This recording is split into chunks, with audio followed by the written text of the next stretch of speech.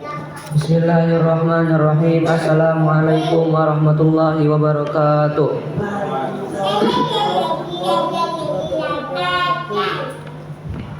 Alhamdulillahirabbil alamin wa bihi nasta'in wa ala umuri dunya waddin. Wassalatu wassalamu ala asrofil anbiya'i wal mursalin wa ala alihi wa ashabihi ajmain, amma ba'd. Yang pertama-tama dan yang paling utama, marilah kita panjatkan puja dan puji syukur kita kepada Allah Subhanahu wa taala karena telah memberikan kita beribu-ribu nikmat, begitu banyak nikmat sehingga kita masih bisa berkumpul di musala ini dalam rangka taklim iftar pada sore hari ini. Selanjutnya yang kedua kalinya, salawat serta salam tak lupa kita sanjung agungkan kepada Nabi kita, yakni Nabi Muhammad sallallahu alaihi wasallam, yang mana yang kita nantikan bersama syafaat beliau di yaumil akhir nanti. Semoga kita termasuk umat yang diakui oleh beliau, amin amin ya rabbal alamin. Selanjutnya ketiga kalinya duduknya sesi ini akan menyampaikan dari sebuah kitab Al-Asyaratu Al-Mubasysyaruna bil Jannati yang dikarang oleh Syekh Abdul Latif Ahmad Asyur, yang mana artinya 10 orang yang dijamin masuk surga. Jadi yang pertama yang dijamin oleh masuk surga itu ada sahabat Nabi yang bernama Abu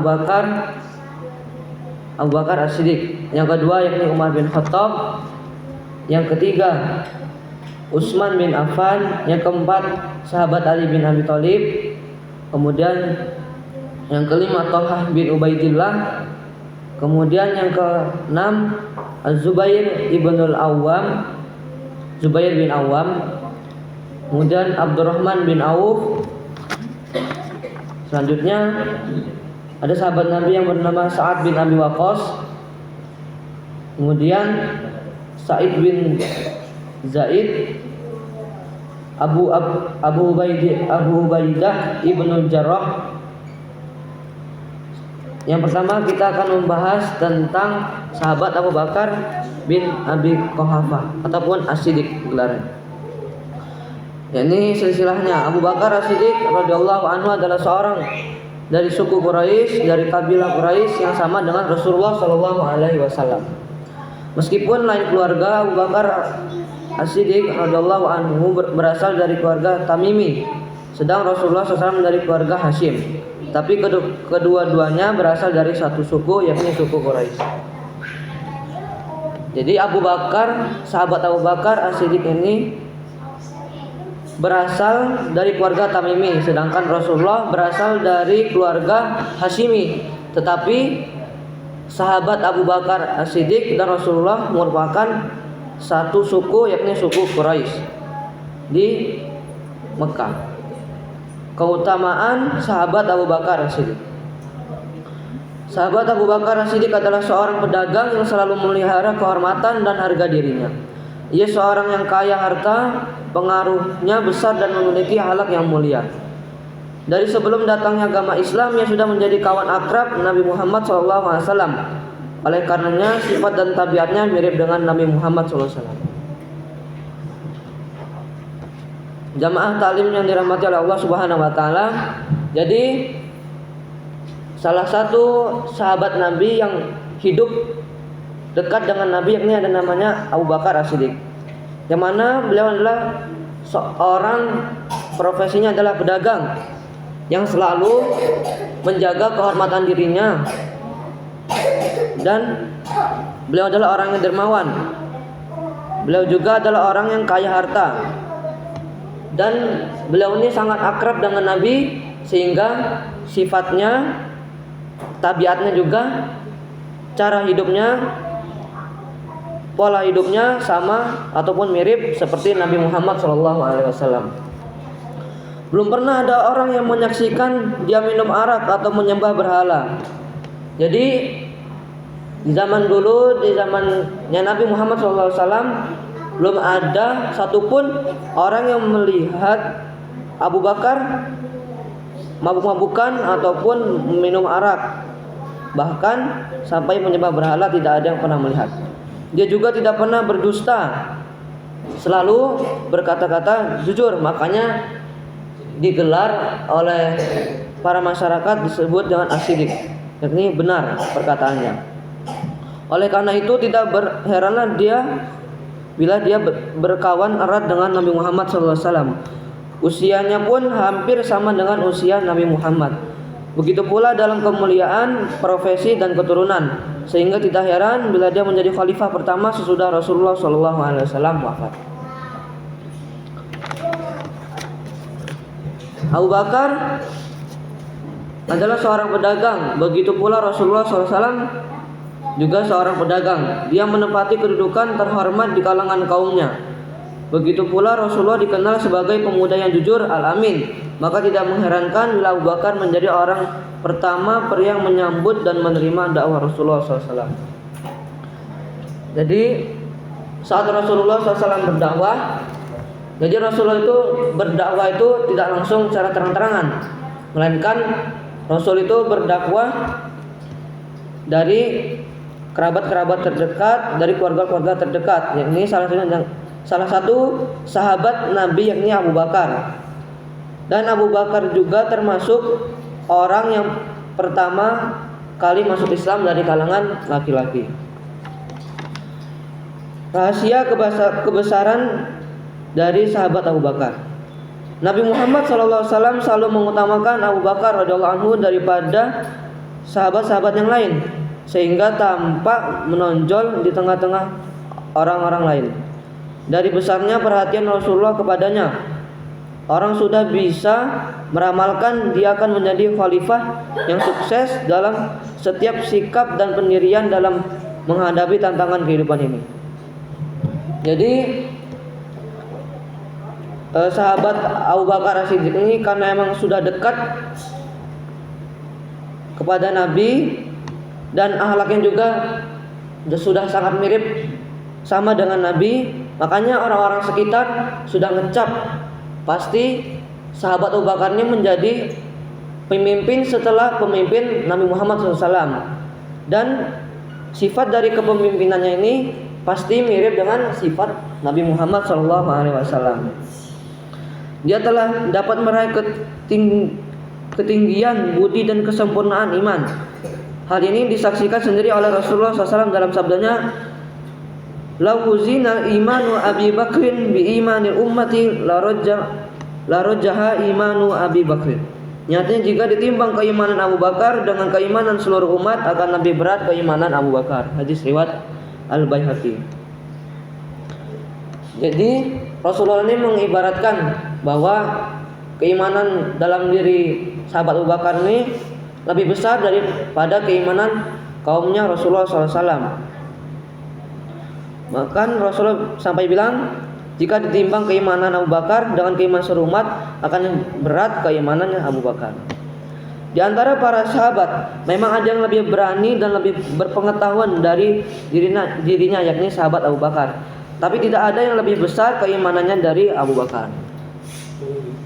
Jadi bisa dibilang bahwa sahabat Abu Bakar ini merupakan salah satu orang yang keimanannya ini sangatlah besar dan juga tinggi setelah Rasulullah SAW. Al-Quran pun banyak mengisyaratkan sikap dan tindakannya seperti yang dikatakan oleh Allah dalam firman-Nya, "A'udzubillahi minasyaitonirrajim. Fa amma man a'ta wattaqa wa saddaqa bil husna fasanyasyruhu lil yusra." Yang artinya, adapun orang yang memberikan hartanya di jalan Allah dan bertakwa dan membenarkan adanya pahala yang terbaik di surga, maka kami kelak akan menyiapkan baginya jalan yang mudah. Quran surat Al-Lail ayat 5 sampai 7. Dan kelak akan dijauhkan orang-orang yang paling bertakwa dari neraka itu, yang menafkahkan hartanya di jalan Allah untuk membersihkannya, padahal tidak ada seorang pun memberikan suatu nikmat kepadanya yang harus dibalasnya, tetapi dia memberikan itu semata-mata karena mencari keridhaan Rabb-Nya yang maha tinggi, dan kelak dia benar-benar mendapatkan kepuasan. Surat Al-Lail ayat 17 sampai 21. Jadi orang-orang yang bertakwa, kalau kita bertakwa maka insya Allah kita akan dijauhkan dari api neraka. Allah Subhanahu wa Ta'ala juga mengabadikan sebuah kisah untuk kita jadikan hikmah. A'udzubillahi minasyaitonir rajim. Tsaniyatnaini idhuma fil ghari idh yaqulu li sahibihi la tahzan innallaha ma'ana. Dia salah seorang dari dua orang ketika keduanya berada di dalam gua di waktu dia berkata kepada temannya, janganlah kamu menduka cita, sungguhnya Allah berserta kita. Abu Bakar mengajak manusia kepada agama Islam. Menurut ahli sejarah yang bernama Ibnu Ishaq berkata, setelah Abu Bakar radhiyallahu anhu memeluk agama Islam dan menyatakan keislamannya secara terbuka, dia mengajak orang-orang kepada Allah Subhanahu wa Ta'ala. Jadi ketika sahabat Abu Bakar, sahabatnya Rasulullah ini sudah memeluk agama Islam, benar-benar yakin mengimani agama Islam, mengimani Allah dan Rasulullah, baru beliau terbuka untuk mengajak manusia kepada agama Islam. Abu Bakar adalah orang yang baik hati, ramah, pandai bergaul dengan kaumnya dan mudah jika berurusan dengannya. Dia termasuk yang berketurunan tinggi, bangsawan dalam suku Quraisy dan paling banyak mengetahui kebaikan dan keburukan sukunya. Jadi Abu Bakar adalah orang yang baik hati, ramah dan mudah bergaul dengan kaum-kaumnya yang didakwahinya. Dan Abu Bakar juga, sahabat Abu Bakar ini, beliau ini memberitahu kekurangan dan kelebihan dari suku beliau, yakni suku Quraisy itu sendiri.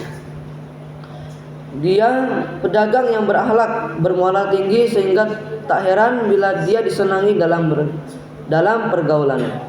Jadi banyak orang yang suka dengan sahabat Abu Bakar As-Siddiq ini karena beliau berakhlak baik dan bermoral tinggi. Banyak kaumnya yang datang kepadanya dengan sengaja untuk berbagai urusan.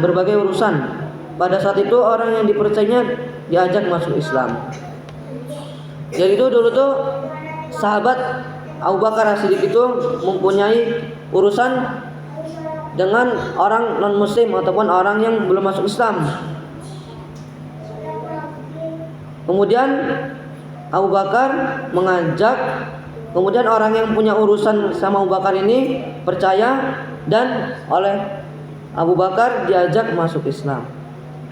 Orang yang menerimanya ajakannya antara lain yakni Az-Zubair ibn Awam, yakni Zubair bin Awam, Utsman bin Affan, Talha bin Ubaidillah, Sa'ad bin Abi Waqqas dan Abdurrahman bin Auf. Mereka pergi menemui Rasulullah dan disertai Abu Bakar. Jadi Abu Bakar juga telah mengajak untuk masuk Islam. Yang pertama ada Zubair bin Awam, Utsman bin Affan, Talha bin Ubaidillah, Sa'ad bin Abi Waqqas dan Abdurrahman bin Auf. Rasulullah SAW menawarkan Islam kepada mereka, membacakan beberapa ayat Al-Quran dan menjelaskan kebenaran ajaran Islam. Serentak mereka menyambut dan menyatakan keislamannya. Mereka tergolong 8 orang pertama yang masuk Islam dari kitab Al-Bidayah. Jadi sahabat-sahabat tadi yang ke-8-nya ini merupakan salah satu sahabat yang dicap salah satu sahabat yang masuk Islam yang pertama tergolong dari 8 orang. Keimanannya tanpa ragu.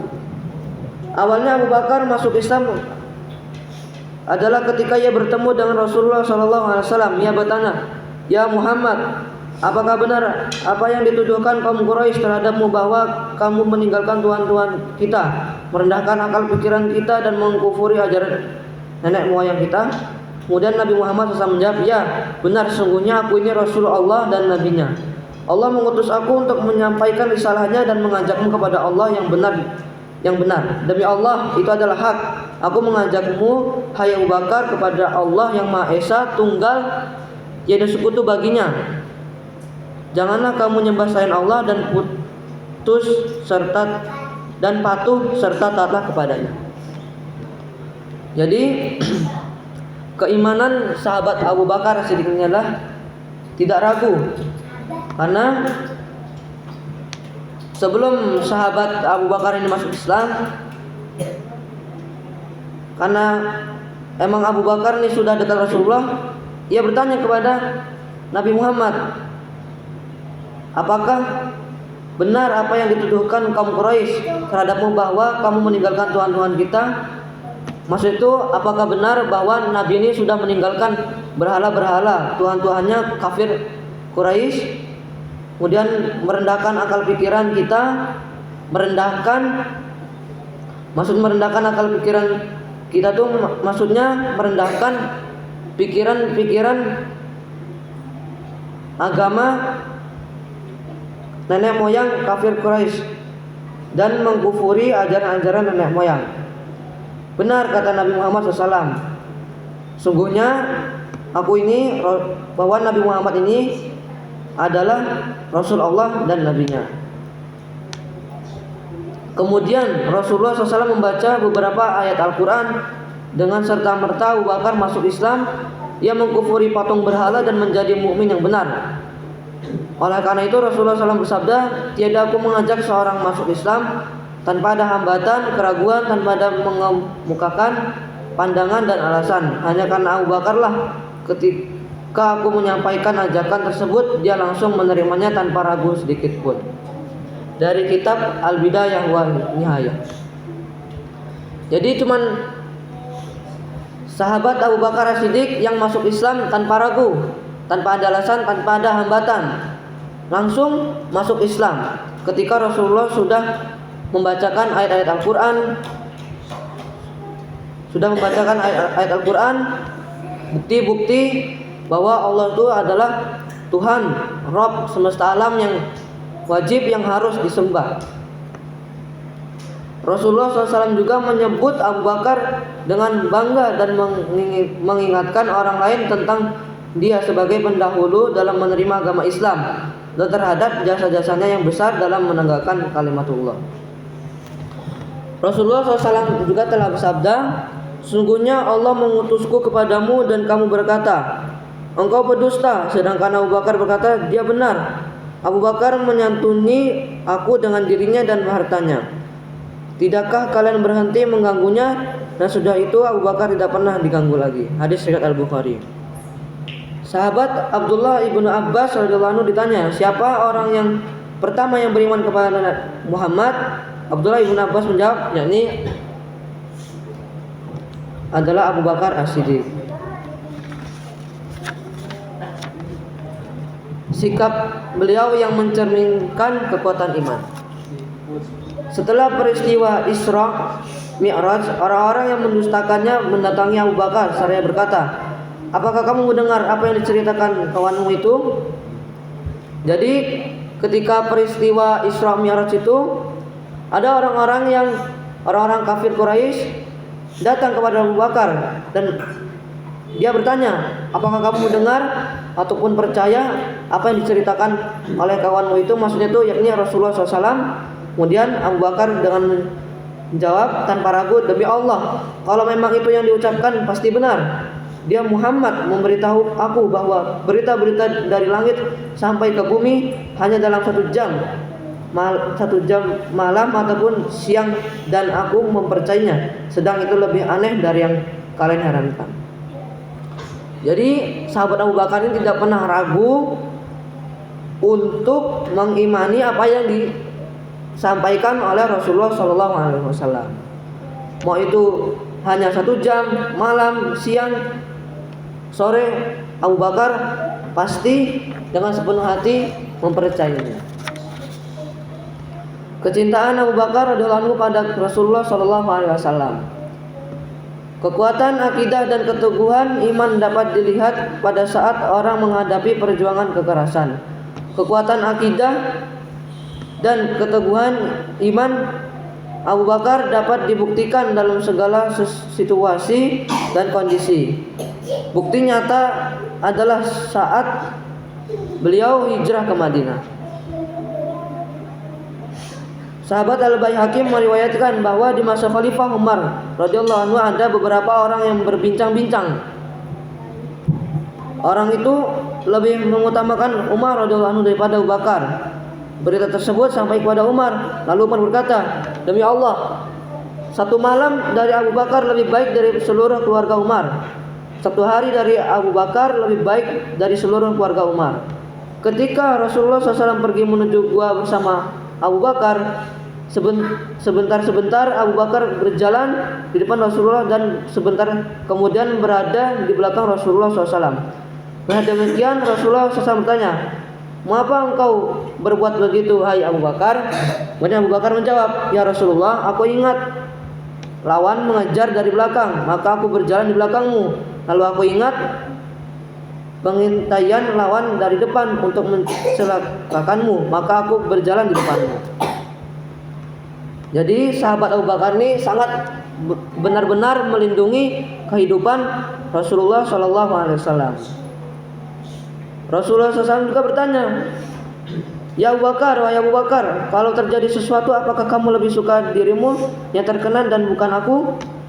Abu Bakar pun menjawab, benar demikian ya Rasulullah, demi yang mengutusmu dengan hak.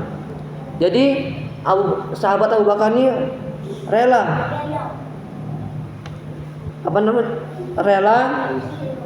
demi badannya, hartanya, kehidupannya untuk Rasulullah SAW. Ketika mereka tiba di pintu gua, Abu Bakar radhiyallahu anhu berkata, tetaplah di tempatmu ya Rasulullah, aku akan turun dulu untuk mengamankan gua. Lalu Abu Bakar masuk ke dalam gua. Setelah diketahui gua itu aman, Abu Bakar berkata, turunlah ya Rasulullah. Umar amat terharu dengan perlakuan Abu Bakar terhadap Rasulullah SAW. Maka dia berkata, demi yang jiwaku dalam genggamannya, malam itu lebih baik dari seluruh keluarga Umar. Jadi saking akhlaknya, sifatnya Abu Bakar pada Rasulullah, sampai sahabat Umar ini bilang, demi yang jiwaku dalam genggamannya, malam itu lebih baik dari seluruh keluarganya Umar.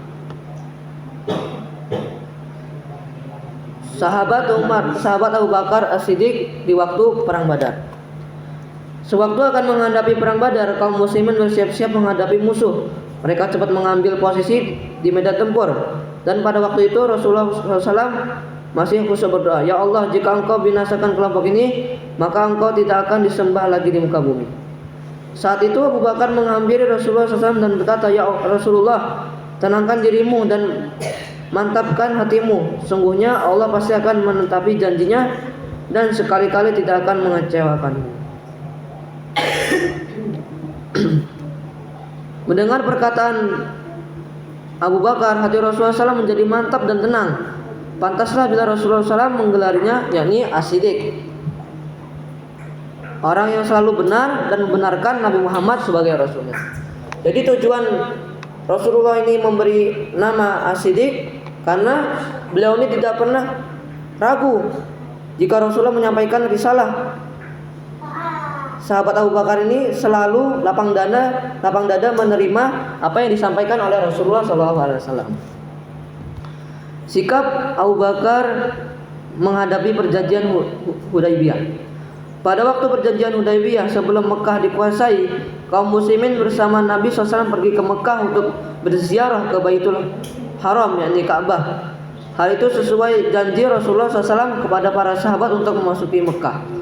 Ketika mereka sudah mendekati Mekah, mereka melihat seolah-olah Ka'bah melambai-lambai menantikan kedatangan mereka. Harapan manis pun memenuhi hati mereka. Tiba-tiba mereka dikejutkan dengan berita pembatalan ziarah atas perintah Rasulullah SAW sesuai dengan perintah Allah Subhanahu Wa Taala. Maka terjadilah kericuhan di kalangan kaum muslimin. Jadi Rasulullah SAW itu sudah memerintahkan untuk ke Baitul Haram, yakni Ka'bah. Karena itu emang perjanjian Hudaybiyah yang harus dilakukan. Tiba-tiba Rasulullah dapat risalah dari Allah Subhanahu Wa Taala bahwa ziarah ke Baitul Haram dibatalkan. Kemudian pada saat itu juga terjadilah kericuhan di kalangan kaum muslimin.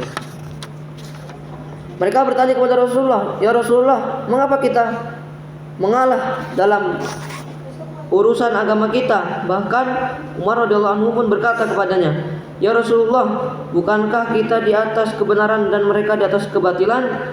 Bukankah kita orang yang beriman dan mereka orang-orang musyrik? Mengapa kita menerima penghinaan dalam urusan agama kita?" Rasulullah SAW menjawab, "Demikianlah, itulah yang diperintahkan Allah kepadaku." Tapi jawaban tersebut belum memuaskan hati dari sang Umar. Maka dia pergi menemui Abu Bakar dan berkata, "Bukankah kita sudah dijanjikan Nabi SAW untuk memasuki Mekah?" Abu Bakar pun menjawab, "Apakah Nabi SAW menjanjikan tahun ini? Alangkah kelirunya kamu ya Umar. Berpegang teguhlah kepada firasat beliau. Dia benar-benar seorang Rasul." Demikianlah jawaban yang diberikan Abu Bakar radhiyallahu anhu. Di saat kaum muslimin meragukan sabda Rasulnya, ia tetap beriman pada kebenaran Rasulullah SAW. Mungkin ini saja yang bisa saya sampaikan. Bila ada salah kata saya mohon maaf. Padahal saya manapun, wabillahi taufiq wal hidayah. Wassalamualaikum warahmatullahi wabarakatuh. Waalaikumsalam warahmatullahi wabarakatuh.